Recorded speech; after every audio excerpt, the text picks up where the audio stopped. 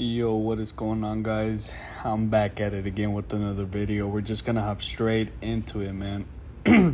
So, on my last video, I talked about that I was putting my 2 weeks in at my job, and even though it was a scary time, I did it almost out of frustration, you know. Um, yeah, and I just kind of remember just putting my 2 weeks on the spot. Anyway, fast forward, a couple of days after, I had a meeting with the owner of the company, and I just told him my frustrations and whatnot, and I just told him that I didn't want to feel stuck, that I wanted to grow. I didn't want to be in a position where I was making the same paycheck and triple the work, right? Because work has picked up. For those of you who don't know, I'm in the transportation industry, so I'm a dispatcher for truckers, basically. And man, it is a tough job, but I can't complain, like I said. Anyway, we worked something out. He's gonna give me a raise, and it did make me realize that sometimes all you have to do is ask. Because in the meeting, he told me that he's busy, right? Which I get it, but he just kind of said it like, if you would have just asked me, I would have given it to you, because you're a good worker. I rarely call in unless I have to. But like I said, everything worked out. There's more details that I could go over with in another video if somebody wants advice on what I said. Obviously, it's always kind of nerve-wracking talking to your boss, especially an owner of any company that you work at. It is kind of nerve-wracking because they have all the power, right? So they can pull any strings. If you say the wrong word, you don't know how they're gonna feel, and it messes with your bread, right? Especially me. I have a wife and I have 2 daughters, so it makes it difficult to be in a position where I really have to be careful what I said to summarize it, right? And yeah, man, it all worked out. I ended up staying. I got my job back, which is a good thing, right? Because I just put my 2 weeks in, right? And I think it was on a Friday when we talked, Thursday or Friday. So I only had a limited time until the following Friday would be my last day. So I was running out of time and I was kind of nervous, but I'm glad everything worked out. Yeah, man, I got my job back with more pay. The job market is pretty difficult right now, 2026, as of now. So it made me realize how thankful I should really be to have a job, right? But I don't know. A lot of people are struggling, and yeah, and I was on Indeed and all these apps where you can look up a job in my industry, and yeah, everybody in general, any industry right now, I feel like we're going through a bad recession when it comes to the marketplace. There's a lot of open jobs, but then there's not a lot of jobs. I don't know.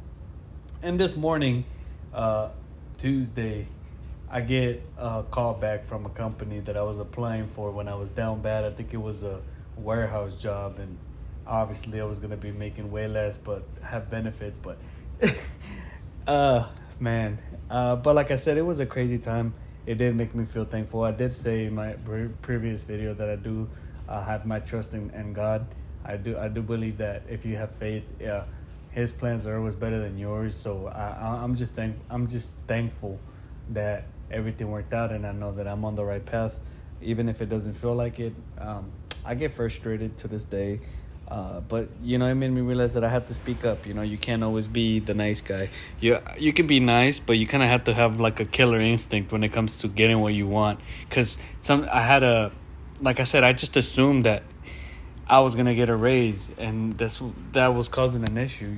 Like I said, to me, the way I look at it in my mind, by the stuff that I do for the company, it's not a victim mindset, or maybe it can be, but I just kind of felt like I earned my raise, right? But it wasn't being brought up, so that got me kind of upset. But the owner, he kind of told me his side of things, that he just told me straight up, like, I should have just brought it forward, been honest with them, and we could have worked something out. And we did, right?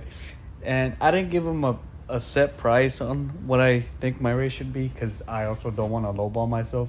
I just told him I want him to give me what he thinks I deserve. Hoping he would throw a number out there, but nobody did. So I'm gonna see either this paycheck or my next paycheck to see if I got a raise. The audio is messed up is because the video just cut off because I got a phone call right now from work.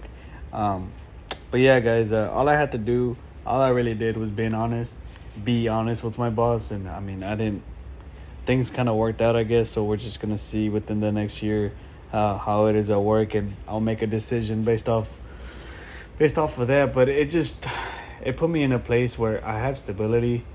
Well, at least I think I do, right? You never know. And it could all change at the blink of an eye. So it did make me realize that, you know, within those 2 weeks that I was in, almost about to be jobless, because I dug my own hole, is that work on your hobbies whenever everything's stable, or even when it isn't, right? Work on your hobbies, work on your business, your goals that you have in your life, because sooner or later something's gonna happen. And if you're prepared, if you worked on yourself, you'll be in a better spot. Because like I said, it's kind of a lesson learned. Right now, you know, I do YouTube for fun and just to post stuff, you know. One day, obviously, I want to make a living here, make an income.